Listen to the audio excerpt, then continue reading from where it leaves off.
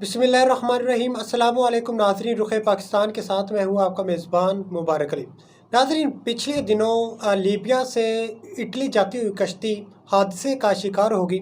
उस कश्ती में सैकड़ों लोग जो हैं वो मौजूद थे, सवार थे, और उसमें जो ज़्यादातर तादाद है वो पाकिस्तानियों की थी। 300 से ज़ायद बताई जा रही है और कुछ रिपोर्ट्स के मुताबिक 400 से ज़्यादा है, लेकिन जो ऑथेंटिक रिपोर्ट है उसके मुताबिक 300 से ज़ायद जो पाकिस्तानी हैं वो उस कश्ती में सवार थे। और काफ़ी 300 से ज़ायद जो है वो जहाँ बहक हो चुके हैं। तकरीबन 8 या 12 लोग हैं जो उस हादसे में महफूज रहे। नाज़रीन, जो उसामा जाहिद है वो उकाड़े के एक इलाके में गया। उन्होंने जहाँ बहक हुए हैं उनके लवाहकीन से बात की है, इलाका मकीन से बात की है, और वो आपको क्लिप पे इस व्लॉग में हम दिखाएंगे। जो लोग हैं, जो लवाहकीन हैं, उन्होंने बात की। उन्होंने कहा कि ये जो हुआ है, हादसा हुआ है, ये हुक्मरानों की वजह से हुआ है। यानी कि इसका जो उन्होंने कहा कि जो कसूरवार हैं वो हुक्मरान हैं। जो भी बात है, लेकिन माना कि हुक्मरान है, लेकिन इसमें जो ज़्यादातर कसूर है वो वालिदैन का है या बहन भाइयों का है या एजेंट्स हैं। वो कह देते हैं कि अगर आप अपने बेटे को या भाई को किस यूरोप भेज देते हैं तो आप एक महीने में 30 लाख या 36 लाख तक आप मंथली कमा सकते हैं। अब उसामा भाई बता रहे थे कि एक नौजवान है, हफीज़ुल्लाह उनका नाम है, और वो इटली गए थे। वो सोने का कारोबार था उनका पाकिस्तान में। तो एजेंट ने कहा कि आप यहाँ की बजाय अगर इटली चले जाते हैं तो आप लाखों कमा सकते हैं। तो उन लालच में आ गए। आपको पता है कि लालच जो है ये बुरी बला है और ये इंसान को तबाह कर देता है। तो वो उन्होंने अपना कारोबार जो है ख़त्म किया और इटली के लिए वो रवाना हो गए। वो भी उसी कश्ती में सवार हुए और 4 लोग थे, जिनमें से 3 जो है उन्होंने कहा कि हम इस कश्ती में नहीं बैठेंगे। वो इसलिए कि जो कश्ती है वो ओवरलोडेड थी। 3 तो रह गए और जो लीबिया में वो रह गए, और जो हफीज़ुल्लाह हैं वो उस कश्ती में बैठे तो वो हादसे का शिकार हो गए और वो जहाँ बहक हो गए। यानी कि पैसों का लालच था, अपना कारोबार तबाह किया जो पाकिस्तान में था, और फिर वो उस कश्ती में बैठे और एजेंट ने कहा जी 36 लाख पर मंथ आप कमाएंगे।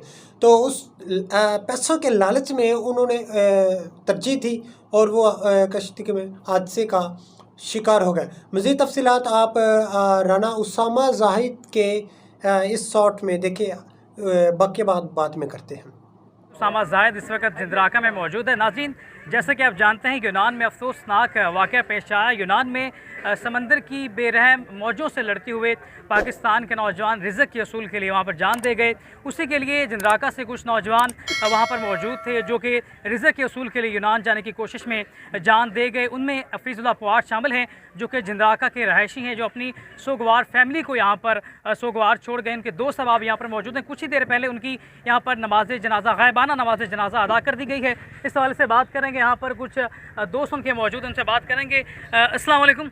वालेकुम सलाम। हफीज़ुल्लाह पुआर जो जान दे गए रिज़्क़ के असूल के लिए परदेश में, क्या कहेंगे इस पर? इस पर सबसे पहले तो हम उनके ख़ानदान के बराबर के दुख में शरीक हैं।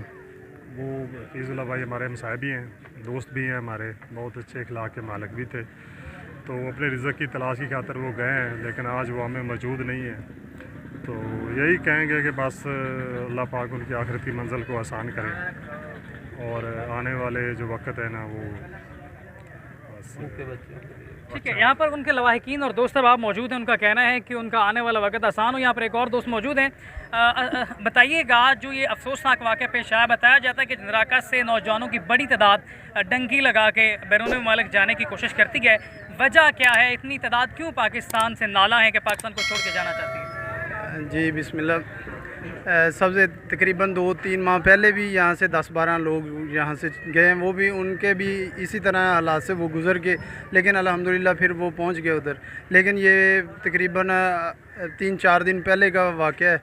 लेकिन उस दिन से ही हम ख़बरें आना शुरू होगी कि हफीज़ भाई वहाँ उनकी मौत वाक़या होगी।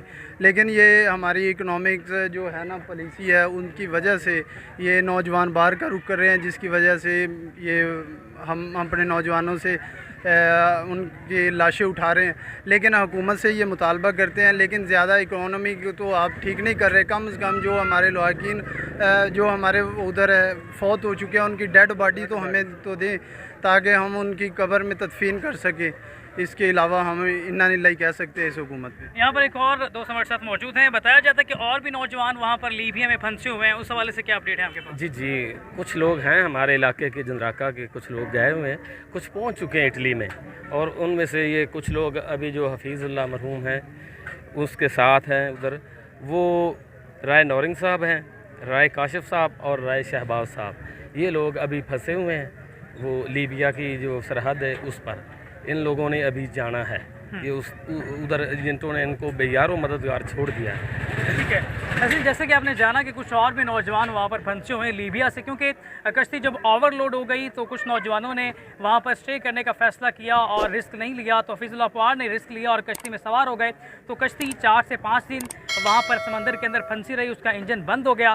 تو کہا جاتا ہے کہ اس دوران کوئی بھی اس طرح کا حادثہ پیش نہیں آیا, لیکن جیسے ہی اس کو ریسکیو کرنے کی کوشش کی گئی تو بتایا جاتا ہے کہ یونانی انتظامیہ کی جانب سے غیر مؤثر انتظامات کے باعث وہ کشتی الٹ گئی. تو کہتے ہیں بندہ روٹی نہیں کھاندا, روٹی بندہ کھا جاندی ہے. تو آج روٹی کے اصول کے لیے پاکستان کے نوجوان پاکستان کو چھوڑتے ہوئے جان کی بازی ہار گئے. جی ناظرین, آپ نے رانا اسامہ زاہد کا یہ شاٹ دیکھا ہے. اس شاٹ میں آپ نے سنا کہ جو لواحقین ہیں وہ یہ کہہ رہے ہیں کہ یہ قصوروار جو ہیں وہ حکمران ہیں, مانا کہ حکمران ہے. جس طرح عمران خان ہے, انہوں نے اپنے دور حکومت میں کہا کہ ہم 1 کروڑ سے زائد نوکریاں دیں گے, لیکن وہ نوکریاں تو نہ دے پائے, اور ایک رپورٹ کے مطابق 12 لاکھ سے جو زائد پاکستانی ہیں وہ پاکستان کو چھوڑ کر دوسرے ممالک میں گئے ایک اچھے مستقبل کے لیے, کہ ہم کچھ اچھا روزگار کما سکیں اپنے فیوچر کو برائٹ کرنے کے لیے. اور آپ آج سے 75 سال پہلے جب پاکستان یہ بنا تھا, کچھ لوگ جو ہیں وہ اس پاکستان میں آئے تھے اپنی جانوں کا, تب بھی انہوں نے نذرانہ دیا تھا کہ ہم پاکستان جائیں گے, محفوظ ہوگا, ہمارا فیوچر برائٹ ہوگا, اچھا مستقبل ہوگا. لیکن وہ تب جہاں بحق ہوئے, اور کچھ جو ہے پاکستان کو اب چھوڑ کر جا رہے ہیں, وہ اس لیے کہ ہمارا جو فیوچر ہے وہ برائٹ ہوگا. یہ المناک حقیقت ہے. کس طرح کا ہے کہ یہ وزیر اعظم شہباز شریف جو ہیں انہوں نے اس واقعے کا نوٹس لے لیا ہے, لیکن جب یہ حادثہ ہوا تو اس کے 4 دن بعد وزیر اعظم کو یہ ہوش آئی, انہوں نے تب جا کے یہ نوٹس لیا.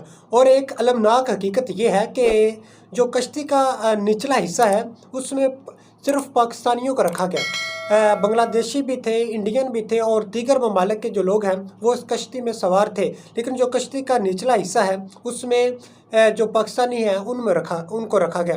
اور اس کے علاوہ ویسے بھی کہا جاتا ہے کہ جو لیبیا ہے, اسامہ صاحب بتا رہے تھے کہ جو لیبیا ہے وہ ایک جہنم ہے, وہاں پر بہت برا سلوک کیا جاتا ہے خاص کر پاکستانیوں کے لیے.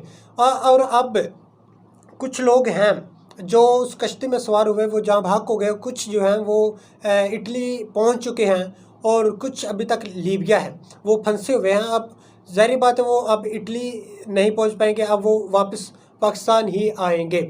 تو اس طرح کا ہے. میں سمجھتا ہوں کہ اسامہ بھائی ایک اور بتا رہے تھے کہ 35 لاکھ 30 لاکھ 24 لاکھ 20 لاکھ اور منیمم جو 15 لاکھ ہے وہ دے کر اٹلی جاتے ہیں.